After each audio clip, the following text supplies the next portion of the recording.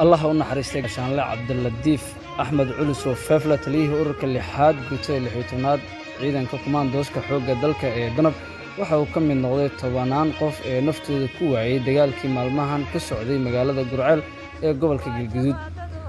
waayihiisii nolosha Korneel Feefle waxa uu ahaa halgamaa ay cadowtinimada iyo arxandarada Al-Shabaab ay ku kaliftay inuu ka hijroodo dadkii iyo deegaankiisii.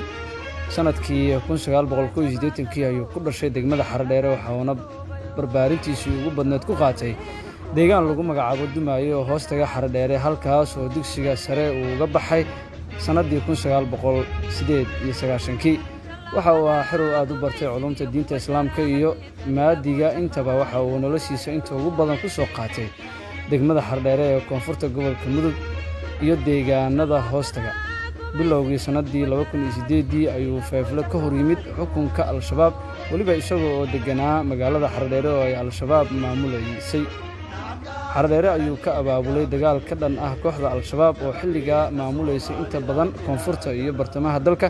dagaal kadib isaga iyo dhowr wadaad ayaa u baxsaday magaalada Cadaado ee gobolka Galgaduud halka oo dhowr bilood ay ku noolaayeen.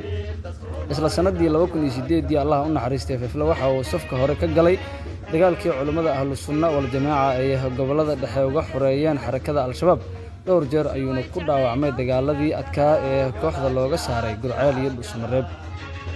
wixii ka dambeeyay sanadii 2010 waxa uu soo wareegay oo uu ku biiray ciidamada xoogga dalka waxaana uu ku haminayay in mar uun lagu dhaqaaqo xoreynta magaaladiisii cadowgu ka soo hogaamiyay Xaradheere. sanadii 2012 ilaa 2013 waxa uu ka mid noqday ciidankii ugu horeeyay ee lagu xareeyo saldhigga Belidogle ee Shabeellada Hoose kuwa oo Mareykanku tababaray sida ayuuna qayb uga noqday aasaaskii ciidamada kumaandooska Soomaaliyeed ee Danab. gudaha Danab waxaa looga xushay sargaal qaabilsan wacyigelinta ciidanka maadaama uu ahaa nin aad u yaqaan diinta islaamka kuna xildheeraa naqdinta fikirka gurcan ee Al-Shabaab.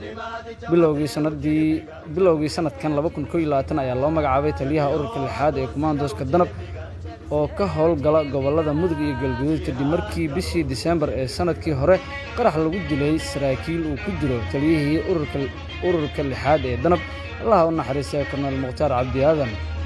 markii uu tagay Mudug oo uu hoggaanka Danab la wareegay isagoo kaashanaya madaxda dowlad goboleedka Galmudug waxa uu juhdi badan geliyay in gacanta lagu dhigo magaaladii uu ku dhashay ee Xaradheere oo cadowgu uu la haray uma suuro gelin in magaalada la qabto.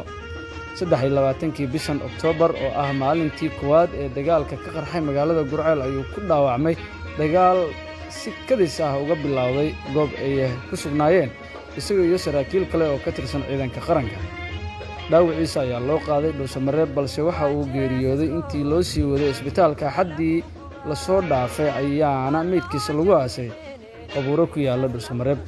Allah u naxariistay Gaashaanle Cabdiladiif Axmed Culus oo Feefle waxa uu ku geeriyooday da'da 40 sano jirka waxaana uu ifka kaga tagay 3 xaas iyo 12 carruur ah.